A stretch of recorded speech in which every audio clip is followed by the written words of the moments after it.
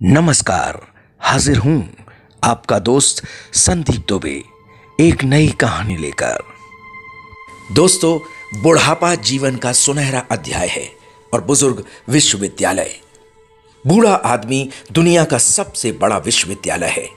बूढ़े की एक एक झुर्रियों में जीवन के हजार हजार अनुभव लिखे होते हैं। बूढ़े की कांपती हुई गर्दन कहती है कि दुनिया में कुछ भी सार नहीं है। उसके कांपते हुए हाथ कहते हैं कि परोपकार और दान करना हो तो आज ही कर लो, वरना कल कुछ न कर पाओगे। उसके लड़खड़ाते पैर कहते हैं कि तीर्थ यात्रा आज ही कर डालो, वरना हम लाचार हो जाएंगे। दुनिया में ऐसा कोई भी नहीं जो सदैव युवा रहे। राम, कृष्ण, महावीर सभी को बुढ़ापा आया, लेकिन यह मत समझो कि बुढ़ापा जीवन का अंतिम सफर है। बुढ़ापा तो जीवन का एक सुनहरा अध्याय है। किसी भी बूढ़े को निराश और हताश नहीं होना चाहिए। 20 साल का जवान भी निराशावादी है तो वो बूढ़ा है। यदि 80 साल का बूढ़ा भी आशावादी है तो वो जवान है।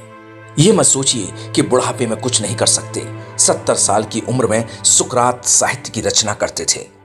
80 साल की उम्र में कीरो ने ग्रीक भाषा सीखी और 90 वर्ष की उम्र में पिकासो चित्र बनाते रहे। जब 70 साल की उम्र में महात्मा गांधी देश की आजादी के लिए लड़ सकते हैं तो हम बुढ़ापे से क्यों नहीं लड़ सकते। बुढ़ापे में कभी खाली मत बैठिए, कुछ ना कुछ करते रहिए। जो लोग जवानी में ज्यादा इतराते हैं उन्हें बुढ़ापे में आंसू बहाने पड़ते हैं। इसलिए जवानी ढंग से गुजारिए, बुढ़ापे में रोना नहीं पड़ेगा। घड़ी के 3 कांटे देखिए। सेकंड का कांटा बचपन का प्रतीक है जो बहुत तेज भागता है। मिनट का कांटा जवानी का प्रतीक है जो बचपन से थोड़ा धीरे चलता है लेकिन काम करता दिखता है। घंटे का कांटा बुढ़ापे का प्रतीक है जो चलता हुआ दिखता तो नहीं लेकिन फिर भी चलता है।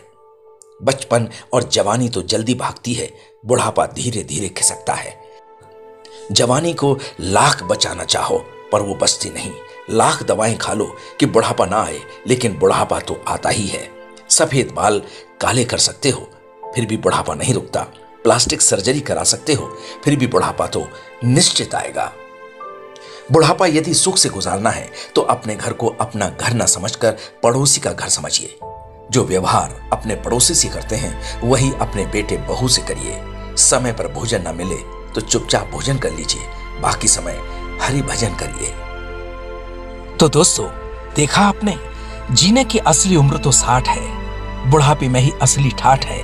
ना बचपन का होमवर्क, ना जवानी का संघर्ष, ना 40 की परेशानियां, बेफिक्र दिन और सुहानी रात है। जीने की असली उम्र तो 60 है। बुढ़ापे में ही असली ठाठ है। ना स्कूल की जल्दी, ना ऑफिस की किटकिट, ना बस की लाइन, ना ट्रैफिक का झमेला। सुबह रामदेव का योगा, दिन भर खुली धूप, दोस्तों यारों के साथ राजनीति पर चर्चा आम है। जीने की असली उम्र तो 60 है। बुढ़ापे में ही असली ठाठ है। ना मम्मी डैडी की डांट, ना ऑफिस में बॉस की फटकार, पोते पोतियों के खेल, बेटे बहू का प्यार, इज्जत से झुकते सर, सबके लिए आशीर्वाद और दुआओं की भरमार है। जीने की असली उम्र तो 60 है। बुढ़ापे में ही असली ठाठ है। ना स्कूल की डिसिप्लिन, ना ऑफिस में बोलने की कोई पाबंदी, ना घर पर बुजुर्गों की रोक टोक, खुली हवा में हंसी के ठहाके, बेफिक्र बातें, किसी को कुछ भी कहने के लिए आजाद हैं। जीने की असली उम्र तो 60 है। बुढ़ापे में ही असली ठाठ है। सुनते रहिए बुलंद आवाज विद संदीप दुबे। यारो यारो यारो यारो उठो चलो भागो।